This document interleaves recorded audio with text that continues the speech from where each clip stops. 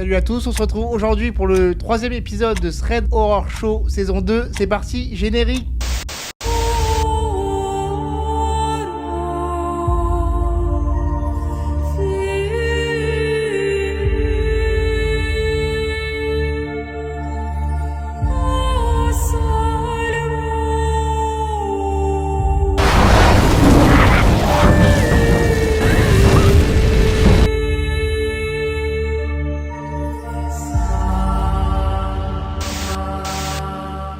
Hélène, elle a 25 ans et maintenant elle est maman depuis 3 mois. Et ce qu'elle va raconter, c'était une histoire qui date d'il y a 10 ans. Hélène, elle avait une quinzaine d'années quand son histoire s'est passée. Ses parents, ils lui ont payé une super colonie de vacances en Malaisie. Donc c'était un rêve pour Hélène. 3 semaines de road trip avec des moniteurs super cool. Et en tout, il y a 30 jeunes de 14 à 18 ans. D'abord, ils visitent les plus grosses villes. Ensuite, il y a un trek de 2 jours dans la jungle. Puis 4 jours sur une toute petite île pour finir le séjour, le top. Et donc évidemment, il y a des affinités qui se créent. Elles sympathisent avec un groupe de copines. Donc elles étaient à 3 à s'entendre vraiment super bien. Du coup, ils ont rencontré 4 autres filles. C'est un séjour de rêve, il n'y a rien à dire sur le séjour. Et jusqu'à un soir, le dernier d'ailleurs, et heureusement, Hélène, elle explique qu'il y avait 3 nuits dans ce petit îlot de rêve. Le tour, il se faisait à pied en 40 minutes. Donc c'est une petite île. Donc l'île, elle est répartie d'un côté des habitations et d'un côté les bars et restaurants. C'est comme un Club Med, mais géant sur une île. Donc toute la colo, elle était répartie dans plusieurs petites maisons. Donc il y avait qu'une seule rue avec toutes les habitations côte à côte. Et donc elle se souvient qu'elle avait passé des super soirées, un peu rituelles sur l'île. Un soir, ils ont mangé un resto, puis dansaient dans les bars, puis ils allaient se coucher. Donc tout se passait très très bien. Et le dernier soir de la colonie, la dernière soirée, elle traînait un peu et ils sont pas tous partis en même temps. Parce qu'il y en a qui préféraient dormir ou faire leur valise pour le lendemain et d'autres qui voulaient la soirée, quoi. Son histoire s'est passée vers 2010. Les portables à l'époque, c'était des iPhone 3. C'était une normalité de partir en colonie à 15 ans avec son portable, comme aujourd'hui. Et donc il y a juste 4 filles sur toutes les colonies qui décident de partir du groupe. Et donc à peine 1 heure plus tard, Hélène, elle se rend compte avec ses 2 copines que les gens sont vraiment motivés à faire la fête. Et donc la soirée se poursuit, il y a toujours une ambiance festive. Hélène, elle raconte que c'est la pire de toutes.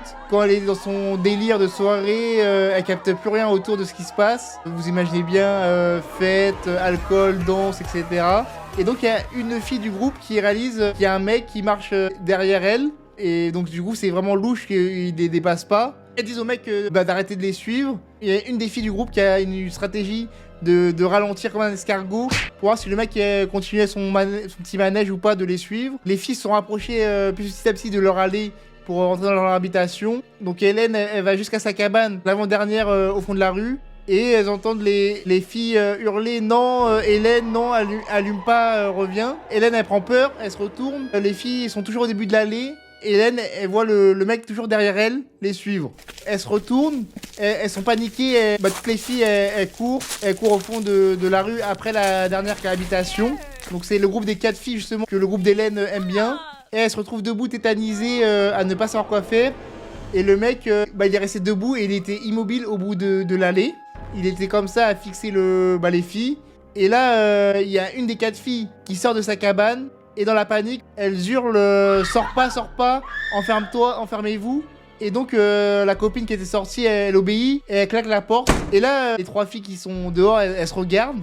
Finalement, elle va rejoindre la cabane. Donc elle court en espérant que le mec leur court pas dessus, parce qu'elle n'était pas tout à fait à la cabane de la fille qui est sortie. Elle rentre dans la cabane avec les filles et elle dit qu'il y a un mec chelou qui les suit. Du coup, dans la confusion, les filles elles comprennent pas trop ce qui se passe. Et en plus, c'est une cabane qui ferme pas.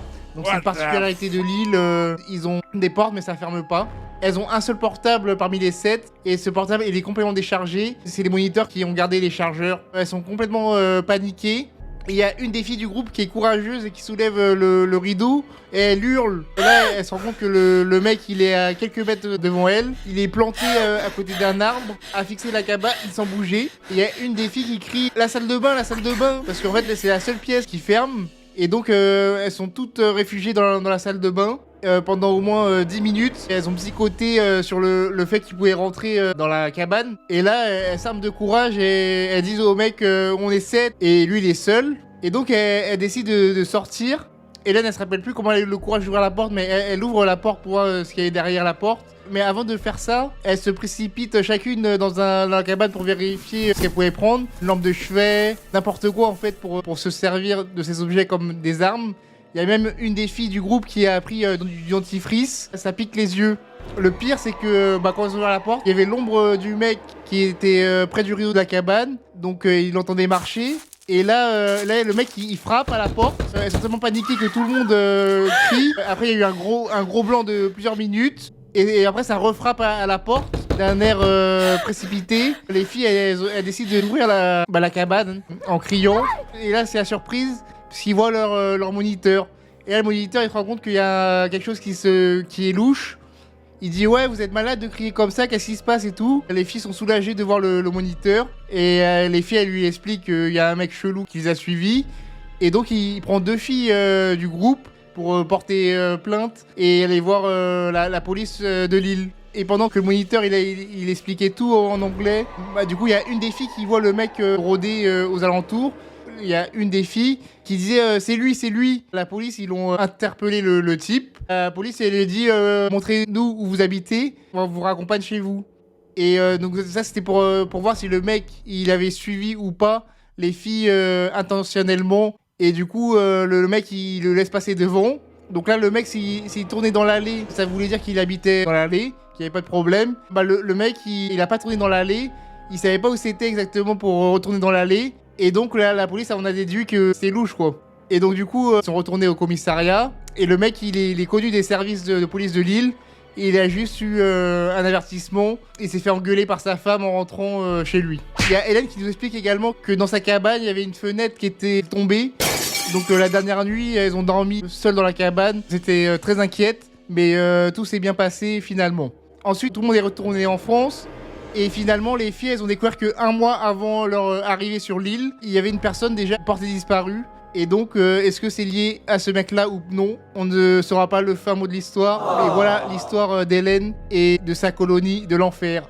Voilà, j'espère que cette vidéo t'a plu. N'hésite pas à commenter, à t'abonner et à partager la vidéo à tes amis. Ça me ferait très plaisir. Et je te dis à la prochaine pour le prochain épisode de Thread Horror Show. Salut!